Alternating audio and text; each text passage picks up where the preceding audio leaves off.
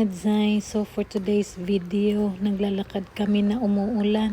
Wala ngang raincoat yung baby stroller ni Isabella kaya gumamit na lang ako ng power payong.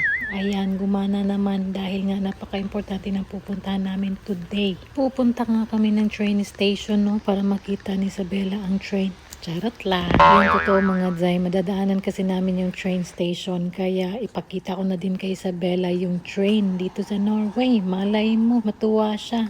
Pero yung totoo, pupunta talaga kami sa clinic. Napaka-importante na pupunta ako dito. Para sa akin to, hindi to para kay Isabella.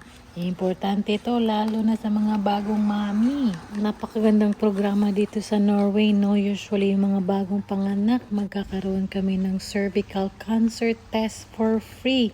Sila na bahala lahat mga Zay. Pumunta ka lang doon at gumawa ka lang ng appointment kung kailan mo gusto. Second time ko na nga pala to, no? Pero every 5 years kasi itong ginagawa. Depende kung ano yung case mo. Kaya, ayan, nakita na nga ni Isabella yung train. Ay, hindi pala. Ako lang ata yung nakakita. Pero ayan na nga, nasa gilid lang kami ng train mga Zay. Gusto ko sanang buhatin si Isabella para naman makita niya yung train dito sa Norway. Kaso lang umuulan. Hirap na hirap yung manenay niyo. Dala-dala ko na nga yung payong. Paano ko na siya hawakan? Kaya ayan na lang Isabella. Diyan ka na lang sa gilid. Balik na lang tayo dito Isabella. Pag marunong ka na maglakad. Total, malapit lang naman to sa bahay. So ayan, diretso na kami sa clinic mga Zay kasi late na kami. That's it for today mga Zay. See you again sa ating next mini vlog. Paalam!